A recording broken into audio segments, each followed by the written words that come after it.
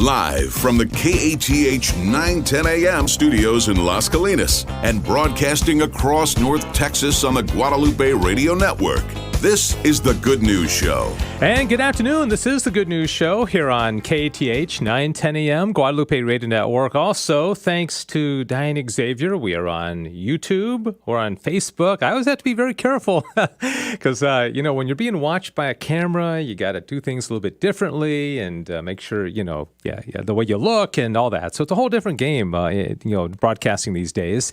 Anyways, glad you're with us. This is Good News Show and interesting show we're going to have today. I'm not quite sure how this is going to go, but I do know that we have the triumphant return of Sissel Anderson to the station. Sissel, welcome back. Thank you. Triumphant return. Dang, I got to go away more often and come back triumphantly. Last Monday you weren't around. Diane's been filling in wonderfully in your absence, but you were on like 2 Fridays ago, half the show, and you you left like mid-show. Yeah, mid-show, so I could get in a car. And so then I'm going to talk to you about that in a second, about your trip and maybe some of the spiritual aspects of it, the joys of just taking a road trip. We took a little mini road trip on Saturday. It wasn't like what you're talking about, just a couple-hour trip, but I tell you, there's something awesome about just getting in the car with people that you like, people that you love, hopefully, and you still love them after the road trip. At the end of it, exactly. Right. And just kind of going somewhere and having some fun. But we'll talk about road trips are not the main thrust of this program today. But I will tell you that it's August 3rd, 2020, and it's the Monday of the 18th week in Ordinary Time.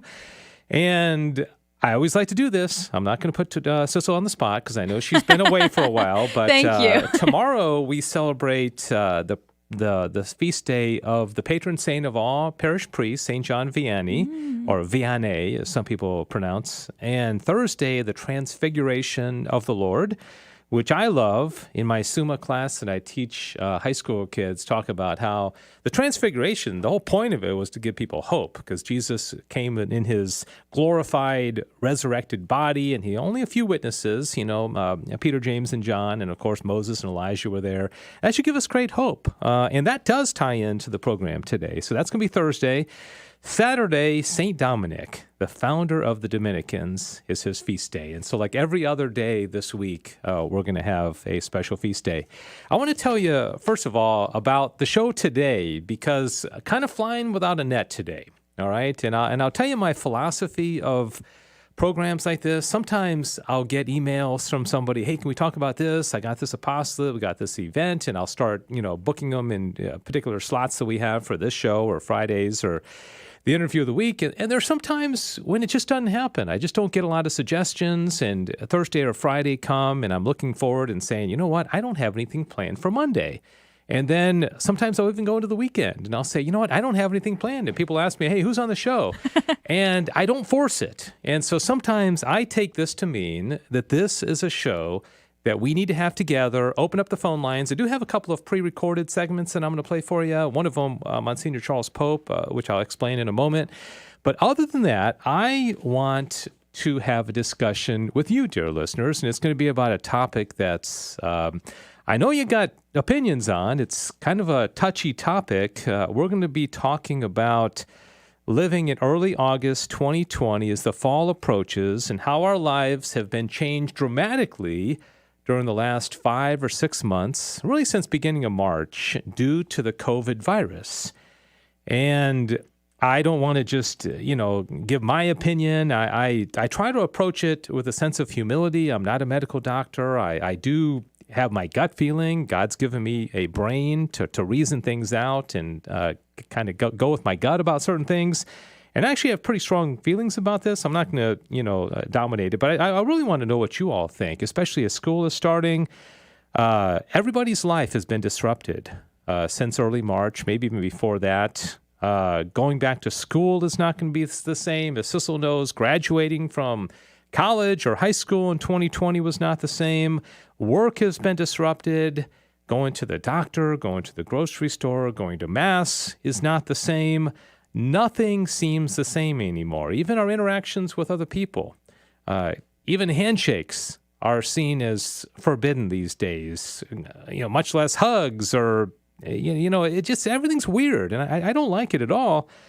So interpersonal communication, interpersonal dialogue, interpersonal, just everything is different. And so I come to this, as I mentioned, with a high degree of medical ignorance, but I don't come with ignorance of experience of the world and with talking to a lot of people and watching a lot of videos and trying to get perspectives from both sides. And I would just like to talk about that today. And what do you think is going on? And we will not censor anybody unless you're just, crazy or rude or, cursing or something. But if you want to just give your opinion, maybe you think this is really serious and we need to shut down businesses and the economy again, and we shouldn't even be opening up schools. Hey, if you want to express that opinion, great. Maybe you think the whole thing's a hoax and this is crazy. This is just electioneer politics and fear-mongering, and it's no worse than the flu in other seasons. Hey, if you got that opinion, then you can express that as well. But we'd love to hear from you, mostly in the second half of the program, okay? So if you call right now, I'm probably going to have to put you on hold for about 25 minutes. But you can call if you want to get first in line. And I also want to tell you that this is a little bit of a test balloon because I'd love to do this kind of a program on Friday, but I can only do this if people actually call, because otherwise I'm just talking for 60 minutes. And so I really want to hear your thoughts. And again, you can get on hold now, but I'm not going to be able to come to you until the bottom of the hour. 877-757-9424, 877-757-9424 is the phone number. And again, we're going to be talking about this mainly in the second half of the hour. I'm going to play a video from Monsignor Charles Pope in a moment as well. And as you may have heard, a week ago, Monsignor Charles Pope came down with a positive test for COVID. And the reason I want to play this is that, first of all, it's about 10 minutes long. I love his approach because I've had private conversations with Monsignor Pope. He was the speaker of our Summer Speaker Series event on July 23rd. He spoke about COVID as part of his talk, A Summons to Courage. I know he has been very skeptical of the fear that many people are expressing. He went so far in an interview that I had with him to call it diabolical. And so I think it's interesting from his perspective now to have contracted the virus in what he's saying now. He made a video primarily to his own parish, Holy Comforter St. Cyprian in the Archdiocese of Washington, D.C. He made it on Saturday night. So by this time, he had already had the virus and been dealing with the symptoms of it for about 5 days. And I want to play it because he talks about more than just the virus. He talks about the response. And I think this is going to be a good launching pad for our conversation as well during the second half of the program today. Okay, so coronavirus in 2020, is it a big deal or is it a big hoax? Okay, and also you can comment on our social media platforms as well. I'm not actually even watching it, and Diane will be monitoring these, and if anybody makes a comment, Diane can alert me to that, and we can address your comments on social media as well. If you want to find us there and see behind the scenes, just go to YouTube, Facebook, Twitter, and the handle is at GRN Online, right? At GRN Online. Okay, this is the Good News Show, and we do appreciate you being on. And before we get to that, I want to talk to, and again, phone number 877-757-9424. And Sissel, I'm sorry, I keep teasing that we're going to get to Sissel, but I want to talk about a couple other things real quickly, and then we're going to find out about Sissel's trip. Summer Speaker Series event update. Okay, by now, obviously the event's over. And you, if you did subscribe, you can go online and watch it again. Also, this week, the books are going to be going out. Diane's been working on this almost exclusively, and all the books are going to be going out. 300 Questions and Answers About the Catholic Faith by Monsignor Charles Pope. So if you're waiting for the book, give us a few more days. They're all going to be out. And if you subscribed or if you're a sponsor, you're going to get that. Also, there are a few events that are happening. Still, most of them are virtual, but there are a couple of in-person events. And I asked Diane before we started to let me know about a few of the things. And Diane has a great memory and she remembers everything. So she reminded me that Project Joseph, which is for men who are healing from the effects of an abortion, is going to have a virtual event on August 16th. Right, Diane? ProjectJosephDallas.org. And so if you're a man who encouraged a woman to have an abortion. Maybe you drove her to an abortion clinic. Maybe God forbid, maybe you forced her to. I mean, sometimes this happens. I know that's a horrible thing, but you never know. I mean, just whatever. If you're involved in abortion one way or another, and you feel, natural guilt about that, and you feel like God can't forgive you, or you're just a horrible human being, or whatever. Maybe you don't feel anything, but you're like, I just need to do something about this. Check out ProjectJosephDallas.org, and they've got a retreat coming up on August 16th. Also, Diane reminded me also that there is going to be a mass to ordain a group of permanent deacons in the Fort Worth Diocese on August 10th. And so that's a week from today, next Monday, August 10th. It's going to be at St. Elizabeth Ann Seton Parish in Keller, 7 p.m. I do not think it's open to the public. There may be some family members there, but it's not open to the public. But it is going to be live streamed, I'm sure, on the fwdioc.org website if you want to watch that and support the permanent deacons who are coming into their full ministry after many years of preparation. I do want to mention a couple of events that I personally am involved in. We did an interview last week with Dr. Maggie Harrison and some of the folks at Casada High School. If you go to casadahs.org, this is a really cool school. You know about this, right? Yeah, I do. Yeah, she came in, and then we had a few people, some students and some board members. Diane ran the board for it. And they're having an event called Noche de Gracias on Tuesday, September 1st. And this is going to be one of those virtual events, kind of like our Summer Speaker Series event.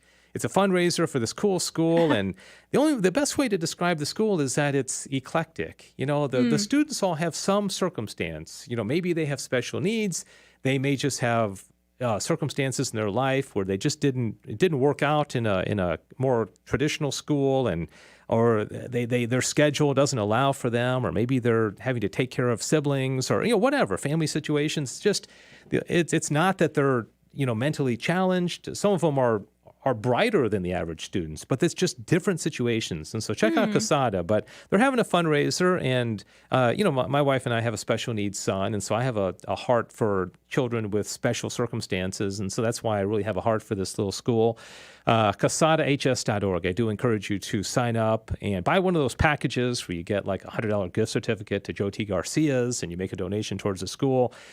And but anyways, prayerfully consider participating in that event on September 1st. And then the other thing, and I'm really excited about this, on August 19th, I have been asked by Father Ignacio Overa from St. Patrick Parish in Dallas to speak at one of their faith fitness ministry events. I remember him. That's a great ministry. Yeah, and it's geared towards young people in your category and Diane's category. Not me, but I can at least go and speak to their groups. And I get to speak about Thomas Aquinas and the Summa and applying the Summa to 2020. And so if you're a young person, it's going to be at Celestial Bear Works. I mean, gosh, what else can you say? August 19th. I don't even remember what day of the week that is. It's a weekday. And so I'll be speaking about the Summa and applying Thomistic philosophy to 2020. And I am really looking forward to that because I love talking about Diane this. and I will show up and we'll be in the back watching. Heckling, right? Exactly. Is that all your events, Dave? Can I bring up an event too? I don't know. So No? you don't know, Darn. of course. Yeah, what's going on? So my parish is speaking of young adults, we're restarting our young adult ministry, and it's very interesting to do in the time of a pandemic. But we are going to have a kickoff this Saturday, August 8th, and you can go and RSVP. We're going to have icebreaker games, all very socially distanced. We're going to follow the diocese rules, but we are going to have, dinner together, pray together. And you get to learn about what we're going to do throughout the year. So if you are a young adult looking for a community or a college student, so anyone who's graduated high school or is an adult working, you can come and learn more about it and join the community. So you can go to stphillipscc.org/young adults. All right. And that's this Saturday? That's this Saturday. So you have to RSVP so we can get a good head count. But if you are, especially if you're in the Flower Mound, Louisville area, and honestly, if you want to drive, that's great too. All right, and I'm going on Facebook right now to see our show. So good luck with the show. I'm going to go watch it, sounds okay? good. Okay, great, see. perfect. Is this ours, Diane? Everybody, I've got it up. Oh, okay. No, everybody in the network is doing shows at the same time. So it always makes it interesting looking on Facebook. Yeah, so you do have it up. I have it up, yeah. Okay, because for some reason, mine isn't popping up. I'm not able to get it. But anyways, all right, so tell us about your trip. We can go Friday. You left, group of friends, your brother, your sister. You headed west. Yeah, exactly. So it was a very last minute trip. Normally we plan things a little bit better, but this is the year that all plans are, who knows what's going to happen. So we all had only 1 week we could do something together, and we had a week of our timeshare that we needed to use. So we had to pick a location. And so we originally were going to go to Florida, but Florida's kind of humid, and we're like, no, we don't want to do that. We were going to go to Gatlinburg, but that was booked. And so last minute we had decided on Mesa, Arizona, and everyone in the world, including the people in Mesa, looked at us and said, why on earth would you come from Dallas and go to Mesa in the middle of July? 117 degrees. 117 degrees one of the days.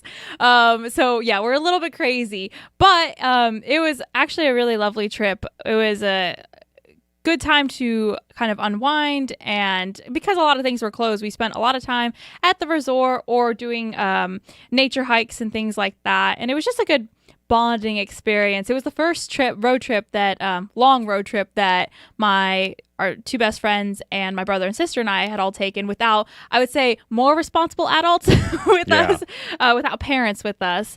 You guys are pretty responsible. We're pretty responsible. The age range is 16 to 26, so it's not like we're super babies, but we had a lot of fun. It's a very long drive out there. About 16 hours, I want to say.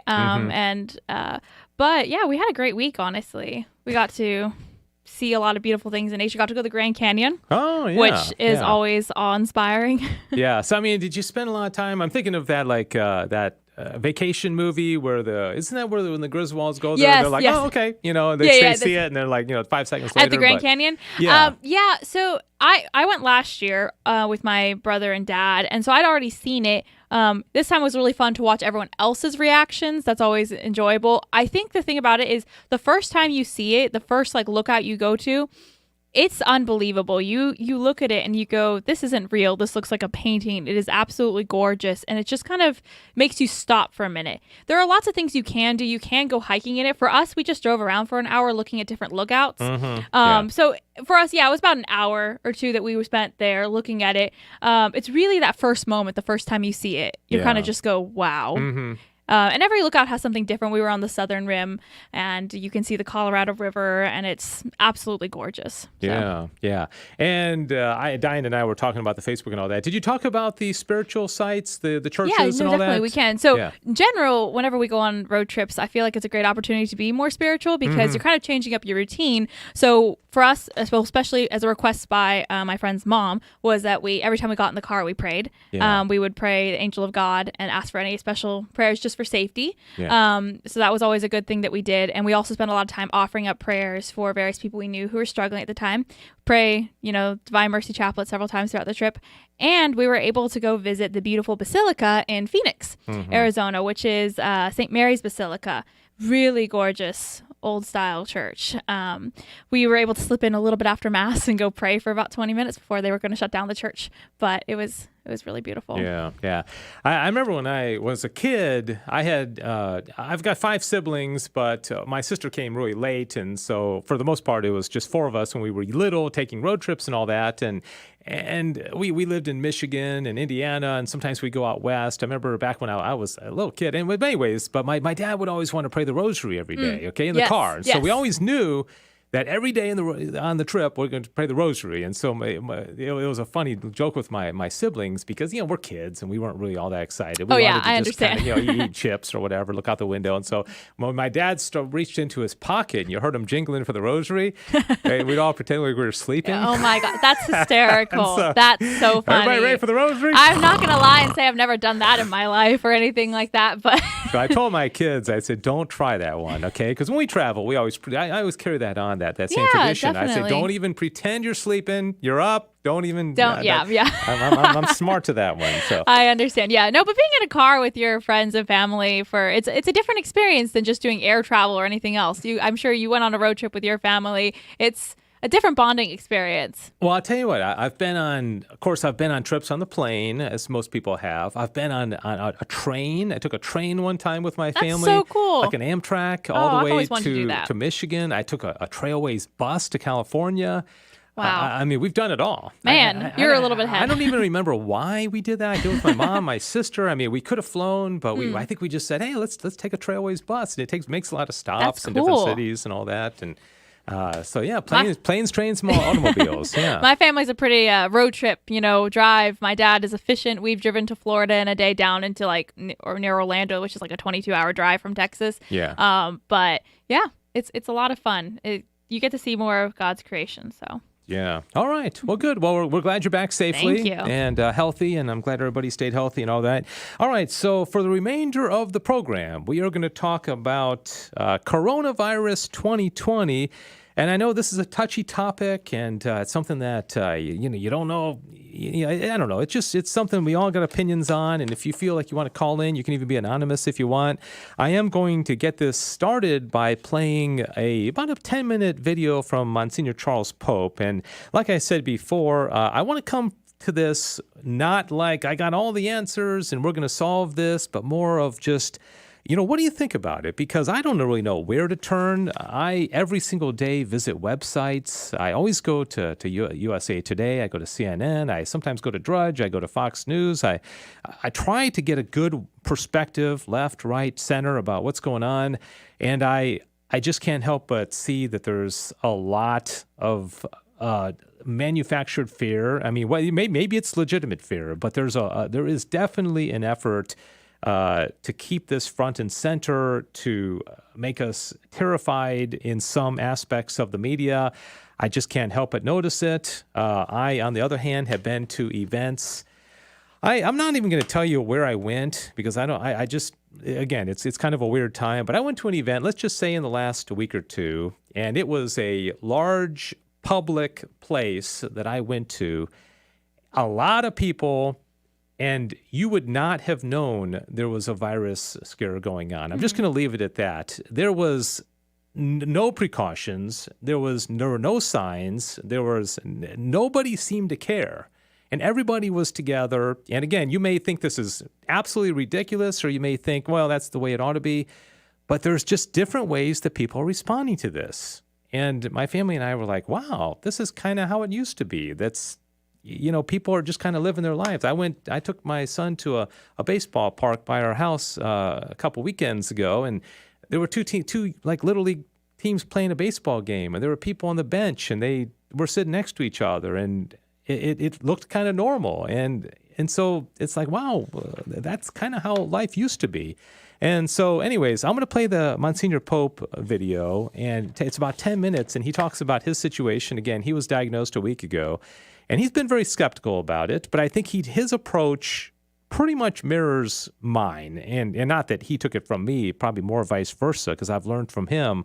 But some of the comments, as a guy who contracted it, who is still dealing with it, this was done Saturday, so this is a couple of days ago. I don't know what's happened the last couple of days, but I want you to listen, and then we're going to open up the phone lines and maybe get some different perspectives on how you're handling this. What are you going to do about schools? I know different schools are doing different approaches. Some are doing a combination of in-class or, stream. What about masses? My parish is open. We have social distancing. It does not require masks. As far as I know, I do know one person who contracted COVID at our parish, but I don't know that he got it at Mass or not. I'm not sure. But there hasn't been a big breakout at our parish that I'm aware of. Well, I think I'd be aware of it because they'd let us know. Are you having to register for masses? Are you maybe not even going because you're afraid of it? What is your perspective on all this? So anyways, here is Monsignor Pope, and he's talking about his being tested positive as of last Monday and how he's handling it. Again, this video was done Saturday, primarily for his parish, but Monsignor Pope's he goes beyond his parish because he's a writer and he's a speaker, and so a lot of people are very concerned about his situation. So I'll play this, and then we'll get some of your comments on the other side of this video. Here is Monsignor Charles Pope. Well, hey, it's Monsignor Charles Pope, and I mentioned I would send you a video about my health situation. I don't want to talk too much about myself, but, I know a lot of you are praying for me, and I'm so grateful. And maybe a little history. I felt very fine across the weekend, and Monday morning I got up to the radio show and had early morning. I had 8:30 or 8:15 Latin Mass, private Mass over in the chapel, over in the church at the Mary altar. And, came in for a Skype meeting or a Zoom meeting. by noon, I began to feel like I didn't have much of an appetite, and I just didn't want to eat any lunch. Went to bed around 11 for a nap because I was feeling sleepy, and then I just couldn't get up at 2 for an appointment. And by 4, I had 102 fever, and I was coughing and sweating and out of breath. And so I called a friend and who took me over to the urgent care here on 7th Street, and they said, we need to test you for COVID. And I said, well, I suppose I understand that. And they gave me the rapid form because they said my numbers didn't look very good. I didn't know what that meant. But anyway, it came back positive. And they said, we can't send you home. We're going to send you to Georgetown Hospital. Apparently my pulse rate was pretty high and my fever wasn't breaking easily. And also my, oxygen level, that thing you put on your finger, they didn't like the number, a little too low. So they sent me over, and I spent all night in the emergency room, almost all. I got discharged at 3 a.m. Anyway, again, thanks be to God for a friend who brought me home. And they told me, of course, I had to quarantine for 14 days. But, I have to tell you, my health has been steadily improving. I mean, today I think it's the best day so far. I record this on a Saturday evening, and I've had kind of, I would call days like this where there were a lot of ups and downs. But today was pretty steadily good. I did sleep a lot, but that's good. It's not a bad thing. You're feeling a little under the weather. But I have to say, when I was told that the test came back positive, I really wept, and I don't think that the nurse practitioner understood why I said, you're that afraid of COVID? And I said, not COVID, but how many lives this is going to affect. Because, when you're a priest, and she said, oh, you're a priest. I said, yeah, you literally and figuratively touch hundreds of lives. And I can see all the dominoes falling, everybody in the rectory would have to quarantine. I can see huge numbers. I never really thought, honestly, though, congregation, that they would come after the whole congregation, the DC Health chat, and say that you all had to quarantine. Because we had all the precautions. We were both wearing masks, alcohol. We were socially distanced. I didn't hang out with all of you. I was asymptomatic at the time, but they said that doesn't matter, and on and on. So I had to negotiate with the diocese first, and we had to send you that letter. And I deeply regret any inconvenience that I have caused you. I am getting better. I've had worse. I've been, I would say, typical flu-like symptoms, feverish, and all the aches and the weakness that comes with that, and strange dreams, you can't sleep right. I have had some coughing, but surprisingly for me, not a lot. And when I do get a coughing spell, I can pretty quickly suppress it. So I'm hoping and praying that as long as this thing doesn't head for the lungs, but I know it tends to have a pulmonary thing, as long as it doesn't head for the lungs, I'm going to be getting better and better. And by next week, I hope to be fully improved. Don't know how I contracted it. I'm not one to go out to lots of meetings these days. There's not many places to go. It may have been brought into the house somehow. As you know, people do come and go in a rectory, and there are 6 of us living here right now. I don't know. It's a mystery. But I'm grateful for your prayers. And I love you all very much. And I am so desperately sad that we have to shutter the church now for 2 weeks, or maybe at least this week, And that causes me the greatest pain. And but anyway, as I say, I want you to know, and I said this, and you've heard me say this before, somewhere along the line, we have to accept the fact that I think we live in a world that is risky. And you've heard me preach this. I've also written the Catholic Register and other places. And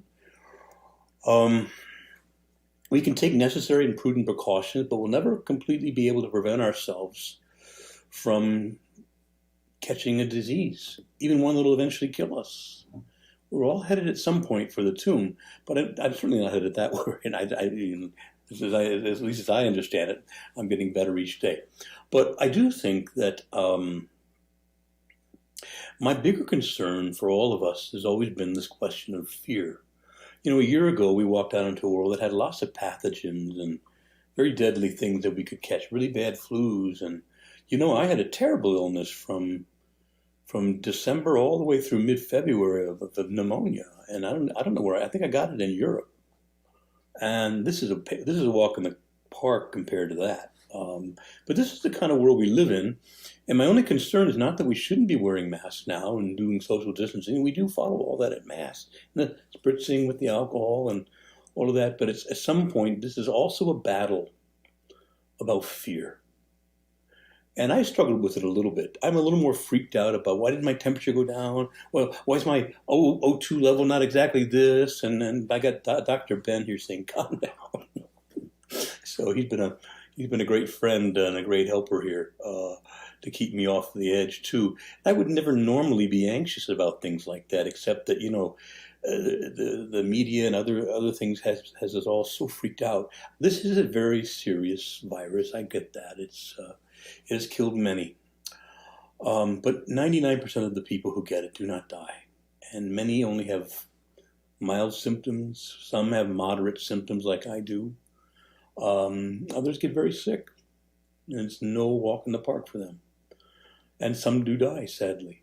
And I think somewhere along the line, I just wonder, what will be the end game? When will we say, hey, it's safe to go out and play in the park again? It's safe to hug each other. It's safe to see each other's beautiful faces. So that still remains my concern, even after having contracted this, that the main thing to battle here is fear. And I'm just saddened at how fear has so gripped the entire world. And I'm convinced that part of that is due to the loss of faith throughout the world.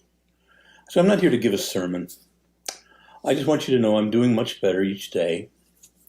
I'm sorry, very sorry for the inconvenience that my illness has caused. I'm rationally aware that I didn't, choose to catch this virus and expose anybody. I'm also aware that a priest's life impacts many other lives, for good or for ill. And that's why I say I wept so much when I thought of all the people that would be affected. And I foresaw hundreds of people having to quarantine. And that's where we are. Now, finally, this. I have to go before the Lord like I do for you. And I can only say, and most of you know Father Eddie Tolentino, and he gave me some good advice. He said, Charlie, you did everything you were supposed to do. You followed the protocols. People will have their reactions. And the city has had its reaction. But all you can do is go and give everything to God. Now it's all yours. And that's been freeing. It's helped me a lot. I would also finally say this. This also gives me peace. That I don't know why God has permitted this right now. He's permitted a lot of suffering in my life in the last year. But I don't know why. But it's enough for me to know that he knows why. And that too gives me peace. I'm humorously aware of one of my favorite lines of from St. Thomas in the Bible. Thomas, one day he said, Lord, we don't know where you're going. How can we know the way? And Jesus says, Thomas, I am the way. I'm the truth and I'm the life. In other words, Thomas, just get in the back seat and follow me. You don't need to know whether we're going right or left at the next traffic signal. It is none of your business. I'm driving. I know where we're going. So I take consolation in that too.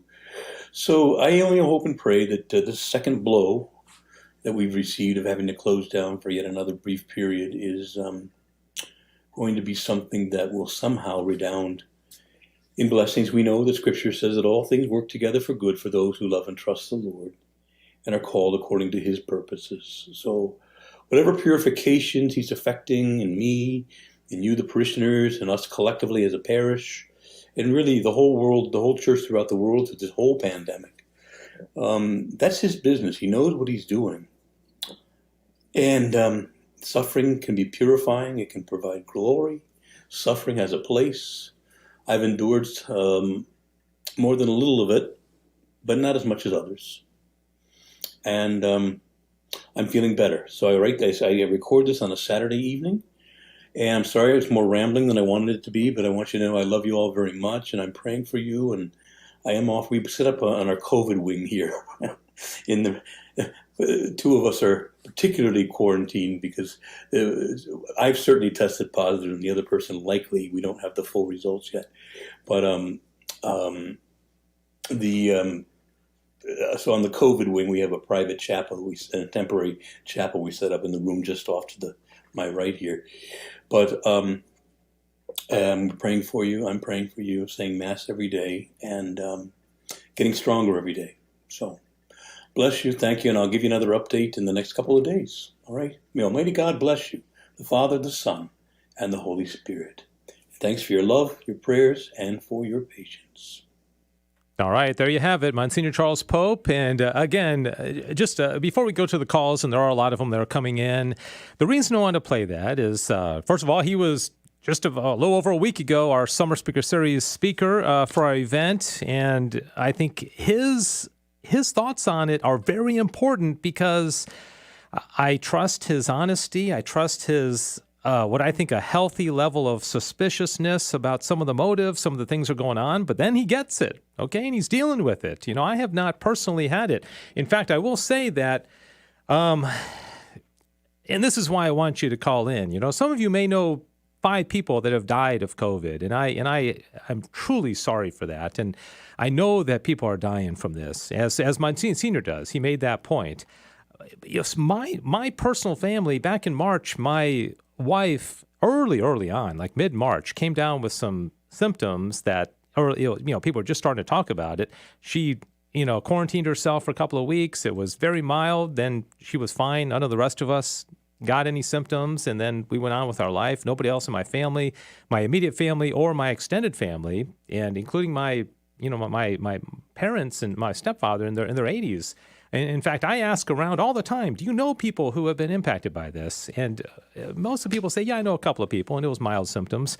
But then again, I talked to somebody here at the studio that said they knew somebody that died of it. And so there are various responses, and I respect that. And, why are we talking about this in the Good News Show? Somebody asked me this. Well, I think what's going on right now touches on every aspect of our faith. It touches on the dignity of the human person. It touches on our health. It touches on our ability to go to Mass, our ability to worship, our ability to have social interaction with each other, the very humanity that we have and express with each other.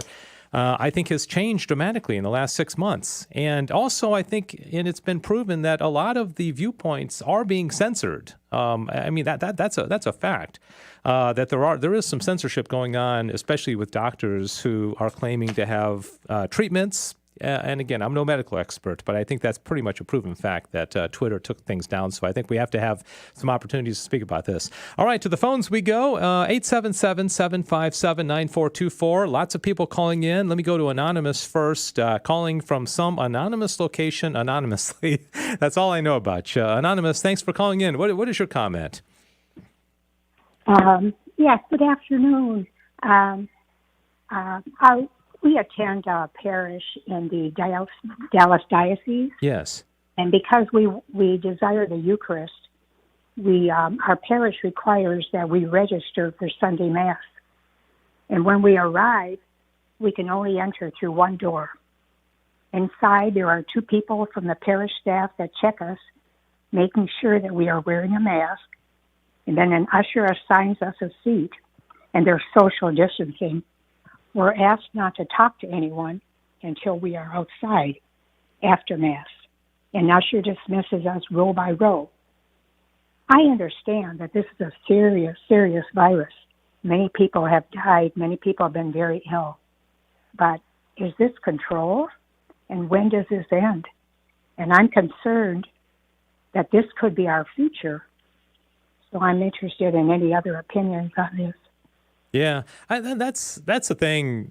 Like even with face masks, that I think if a lot of people have even said that this may go on. This may go on forever. I mean, people may be wearing face masks for the for the foreseeable future. And then Dr. Fauci now is recommending that we cover our eyes with goggles. They haven't mandated that, but now it's goggles. And again, I think that's one of the things. There's a lot of uncertainty The registration seems interesting. Do they explain why registration is necessary?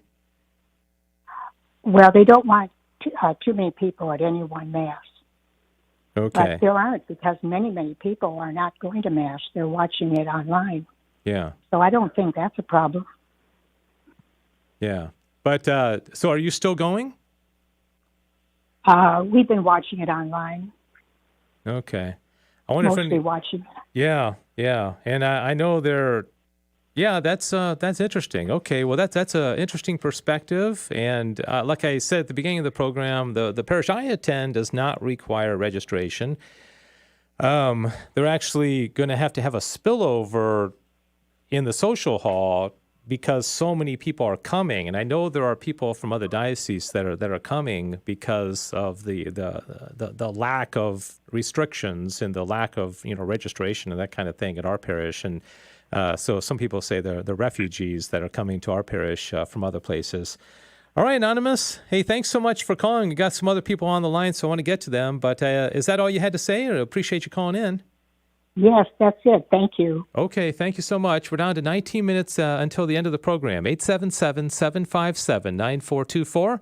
877-757-9424. If you have a thought about what is going on, and I ultimately, believe, obey bishops. I am just of a diocese where the rules are different from the other dioceses here in North Texas, and so I am being obedient by not having to wear a face mask because we don't have to at our parish. Let's see. Let's go on to Lucy. I'm not sure where she's calling from. Good afternoon, Lucy. Thanks for calling. What's your comment? Yeah, hi, Dave. I just wanted to kind of just say we should not be scared, and that is because Jesus told us not to be unafraid. St. Pope John Paul said, "Be not afraid." We need to just kind of look at where we're at, where we have been in the past, and first of all, this virus. I understand where. If this virus was something that was, knocking out 20% of the population or something, absolutely horrific, I could understand there could be, there would be a true crisis. This is actually not as horrible as everybody has made it out to be. And we know that specifically because of the death rate. The death rate keeps going down. We are now below 1% of people that get sick will die. And that is extremely low. And as they find out how many more people have been affected by this, i.e. test positive and have no symptoms, they're realizing that there's a lot higher population of people that have had it that don't know about it. So the mortality rate keeps going down. And it's actually less than the flu. It's turning out to be less than the flu. Now, if you look at, for example, up until March of this year, we weren't afraid. We knew things happened, flus, pandemics, we knew, but we never got to this scared state that we're in now. And so to me, that's where I would say, let's stop and look at what history has shown. One of the last quote unquote type of pandemics there were here in the U.S. was the swine flu, the H1N1, which if you look at the statistics, and you could just look on CDC or even ask Google, say, hey, how many people contracted the H1N1 virus in it was 2009 into 2010. And I believe from April to April, do you know there were 60.8 million Americans who contracted the H1N1, the swine flu virus? There were, we're at like 4.5 million now of COVID. So if we look at that, we probably have a long way to go as far as more infections going through the population. But do you remember anybody, wearing masks or mandating masks? Nobody social distanced. Everybody just continued to live. No businesses were shut down. Our churches were open. Nothing changed except, yes, people that got sick. There were people that died. But life went on. And and each year, you can check again with the CDC, there are statistics of how many people die from the flu, how many people are infected, how many people are hospitalized. But we're not hearing that. All we're hearing is there are more coronavirus cases, the Dallas County, every day. This is what we're bombarded with. And everybody's like, oh no, oh no, oh no. And then the other thing that is kind of interesting is the inconsistency in these mandates. You're able to do certain things in some places, but you can't do similar things in other places. For example, you can protest, you can riot, you can break things and burn things down, but my goodness, you can only have, 25% or less attending Mass and having to register, like the previous caller just said. There's such inconsistency.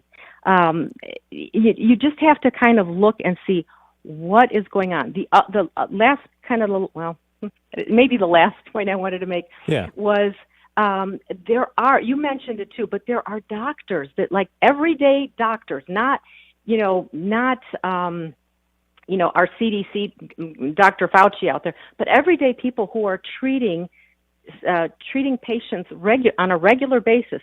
We have a doctor here in McKinney, Dr. Brian Proctor, has gone out and publicly made a video because he's saying, I'm a regular family physician, and I'm finding that I can treat my patients successfully with the hydroxychloroquine, zinc, and erythrozyme Z-Pak combination. He said, I have not had any patient die. And he's treated several hundred patients already. So knowing that, and this is one local doctor. There are many doctors who are saying the same thing, and they're being shut down. Why? That's the question. I ask people, be curious. Don't just accept, well, I've got to wear this mask. And as far as masks, mask wearing all day is not good for a lot of people. There are people that have, underlying health conditions that wearing a mask can exacerbate that and actually make them sick. The other thing, too, is if you social distance, why do you need to wear a mask? So there's all these things that you just have to say, use your brain. You just think healthy. Like, why is this going on? And again, what is absolutely horrible is that we can't go to church, but we can protest, and nobody's going to say anything about that. So I guess maybe we should protest not going to church, and we'll be able to get together outside. Lise, you brought up face masks, and I want to play something because I think in a time like this, and thank you for all those comments, and we are coming down to our last 10 minutes of the program, and if anybody wants to... No, I appreciate your call. We've got a couple of other people that are waiting. 877-757-9424 if you want to jump in and comment on this. And again, all opinions are very necessary. Why are we talking about this on Catholic Radio? Because... this pandemic is impacting every aspect, not only of our official Catholic life, going to confession, going to Mass, receiving the Eucharist, but our basic interaction with humanity has been impacted tremendously. I think there's an issue of trust that a lot of people are, and I don't know if you're familiar with this clip that I'm about to play, but if I go into Walmart, if I go into Kroger, go into any store, I'd say pretty much 100% compliance with the face mask rule is what I'm seeing. And, that's fine. People, obeying the rules of these stores and all that. And I don't fault anybody for wearing a face mask if they want to. But back in March, Dr. Anthony Fauci was asked on the 60 Minutes program about face masks, and this is what he had to say. There's a lot of confusion among people and misinformation surrounding face masks. Can you discuss that?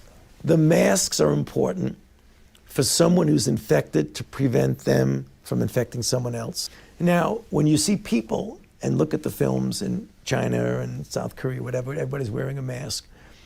Right now in the United States, people should not be walking around with masks.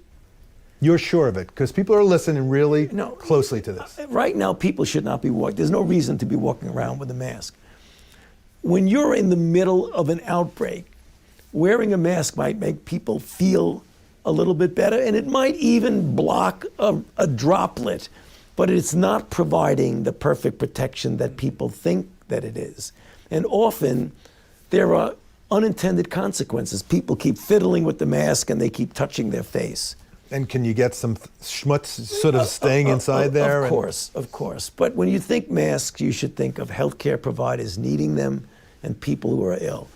The people who, when you look at the films of foreign countries and you see 85% of the people wearing masks, that's fine. That's fine. I'm not against it. If you want to do it, that's fine. But it can lead to a shortage of masks. Exactly. That's the point. It could lead to a shortage of masks for the people who really need it. All right. So he did make the point of the shortage of masks. They probably made more masks and all that. Lucy, I'll just get your comments on that real quickly, and then we'll let you go. Thank you very much for calling in. But he said in the middle of a pandemic, an outbreak, he said people should not be wearing masks unless you're infected. But nowadays they're pretty much mandated across the board about everywhere, and that's the head infectious disease doctor in the country, 4 months ago, saying, not necessary. What do you think about that? I think it's highly suspicious. It's not like he's a newbie out there. He's been practicing and doing this for decades, actually. And for what he came out with in March was probably pretty straightforward. But now I think they want, whoever you want to consider is pushing the narrative that, no, we need to get everybody to wear masks. So this is something about control. This may have something to do with the elections. This may,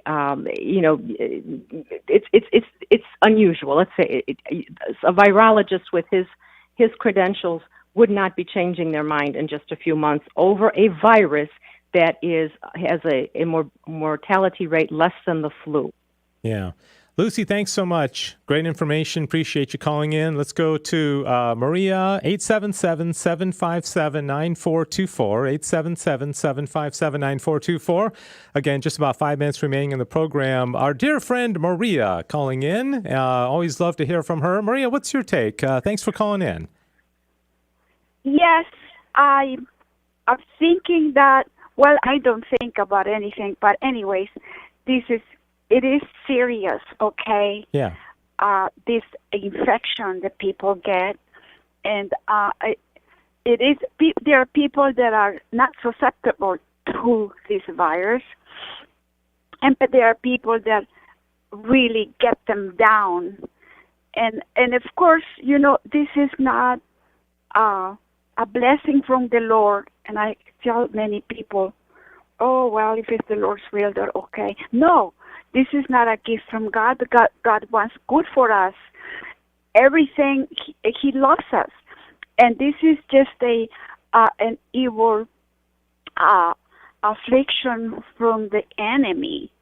And he has instruments that have free will and spread this bacteria because the communist people are instruments of the devil.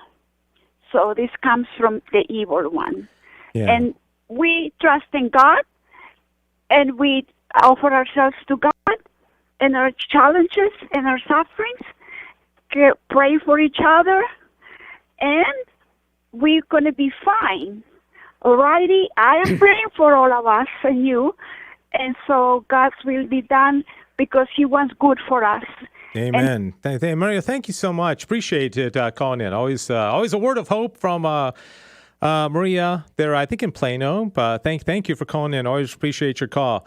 Vincent, just have a little bit of time here. We're coming up to the end of the program, and let's go to Vincent for perhaps our last call of the show. Vincent, thanks for calling in. What's your comment?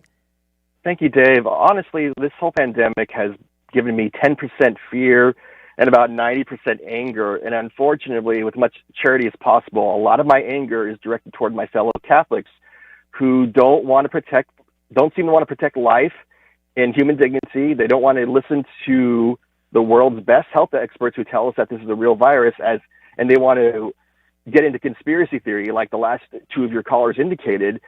This is a real situation, and Catholicism teaches that the truth is the truth in season and out of season, and we are in a real scary situation, and as Catholics, we need to hold on to the truth, and the truth is that the best evidence we have is that this is serious, and we have to take care of each other because Christ tells us to take care of each other, and it doesn't matter how scary it is, the truth is the truth no matter what, and we shouldn't be indulging in discredited conspiracy theories and Fox News talking points.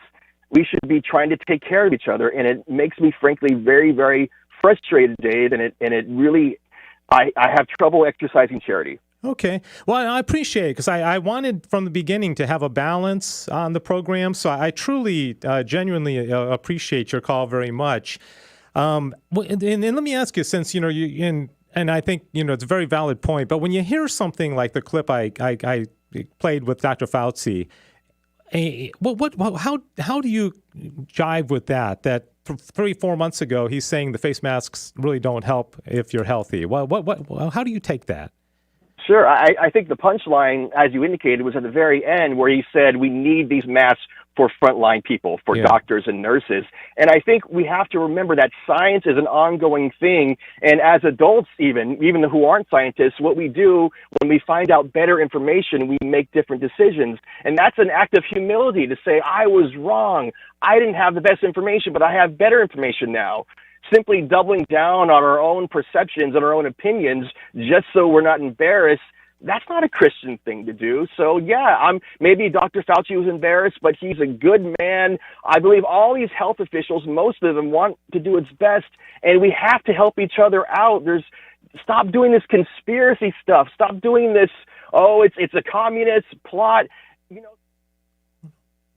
God has his own reasons, and I don't know why, but we have to help each other, and we've got to get through this. I don't want to see more people die. Catholics are supposed to be pro-life, pro-dignity, and want to help people. I wear a mask as an act of charity to others because I don't want to hurt someone else, and if I'm wrong 5 years from now, I can laugh at myself for wearing a mask, but I'm going to protect human dignity the way Jesus Christ taught me because that's what a Catholic does. Yeah. Thank you for taking my call. Okay. All right, Vincent, appreciate it very much. I was hoping to get a call like that because I do want a good balance, and thank you for your charity and how you express yourself.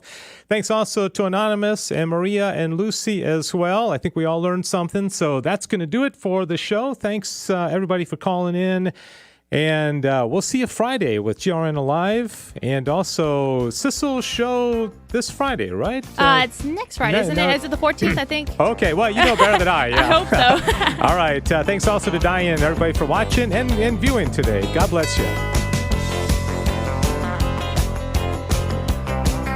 Thanks for joining us for the Good News Show here on KATH 910 AM on the Guadalupe Radio Network. Please join us next week at the same time for the next Good News Show.